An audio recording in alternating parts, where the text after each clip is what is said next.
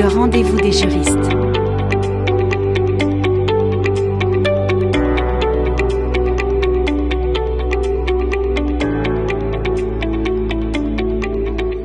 Vous avez raison de vous poser la question et la réponse dépend du choix que vous ferez.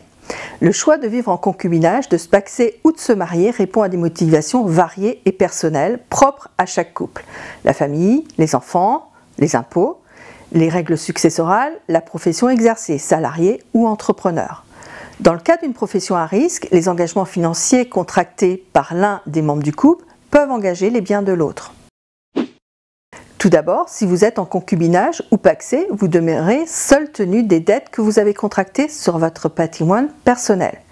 C'est également le cas de l'époux marié sous un régime de séparation de biens. Autrement dit, pour ces couples, s'ils contractent une dette professionnelle, par exemple un emprunt foncier, les créanciers pourront saisir que les biens personnels de l'époux avec qui ils ont traité, mais pas ceux de son conjoint. Sauf, bien sûr, à ce qu'il soit lui-même co-emprunteur ou qu'il se porte caution personnellement.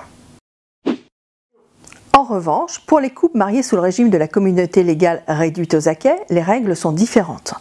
Bien qu'il n'y ait aucune obligation à la signature d'un emprunt par les deux époux, y compris par exemple pour l'achat d'un bien pour les besoins de sa profession, dans la plupart des cas, le prêteur demandera la signature du conjoint à titre de garantie supplémentaire, le plus fréquemment comme co-emprunteur, ceci d'autant que les acquisitions faites pendant le mariage deviennent des biens communs. Trois cas peuvent se présenter. Un époux signe seul l'emprunt, son patrimoine propre, bien acquis avant le mariage, bien reçu par donation ou par succession, et ses revenus serviront de garantie. Un époux signe seul l'emprunt avec le consentement de son conjoint. Dans ce cas, le patrimoine propre de l'emprunteur et les biens communs serviront de garantie. Le patrimoine propre du conjoint consentant à l'emprunt n'est pas engagé. Enfin, les deux époux signent l'emprunt. Ils prennent alors chacun la qualité d'emprunteur et leur patrimoine serviront dans leur intégralité de garantie. Dans le cadre d'une société, l'emprunt professionnel est réalisé par la société avec la signature de ses associés en qualité de gérant. À titre de garantie, les gérants peuvent être appelés à se porter caution pour payer les emprunts sur leurs deniers personnels en cas de difficulté financière de la société. Les trois cas exposés précédemment s'appliquent dans les mêmes conditions pour le cautionnement par un gérant marié sous le régime de la communauté légale.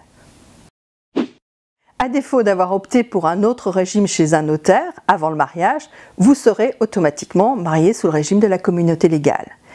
Il ne faut pas attendre les difficultés financières, un divorce ou un décès pour se renseigner sur le mode d'union à choisir et ne pas limiter le choix qu'aux engagements financiers. La protection du conjoint sur le plan social et en cas de décès est tout aussi importante. Le rendez-vous des juristes.